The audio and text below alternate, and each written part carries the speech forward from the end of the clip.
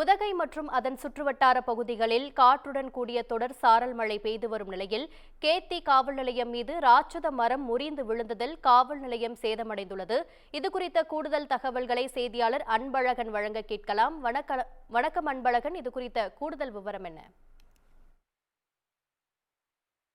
வணக்கம் சோனியா. நீலகிரி மாவட்டத்தில் தென்மேற்கு பருவமழை தீவிரமடைந்துள்ள நிலையில் கடந்த சில நாட்களாக பலத்த காற்றுடன் கூடிய கனமழை பெய்து வருகிறது. இதனைத் தொடர்ந்து கடந்த 2 நாட்களாக உதகை மற்றும் குன்னூர் அதன் சுற்றுவட்டார பகுதிகளில் பெய்து வரும் சாரல் மழை காரணமாக ஆங்காங்கே மரங்கள் முறிந்தும் மண் சரிவு ஏற்பட்டு வருகிறது. இந்த நிலையில் இன்று பெய்து வரும் காற்றுடன் கூடிய சாரல் மழை காரணமாக உதகை அடுத்த கேத்தி பகுதியில் காவல் நிலைய வளாகத்தில் இருந்த ராட்சத மரம் ஒன்று முறிந்து காவல் நிலையம் மேல் விழுந்து சாலையின் குறுக்கே விழுந்தது. இதனைத் தொடர்ந்து உடனடியாக தீயணைப்புத் துறையினருக்கு தகவல் அளித்ததன் பேரில் உடனடியாக அப்பகுதிக்கு விரைந்து வந்த தீயணைப்புத் துறையினர் மரத்தை அகற்றும் பணியில் ஈடுபட்டு வருகின்றனர்.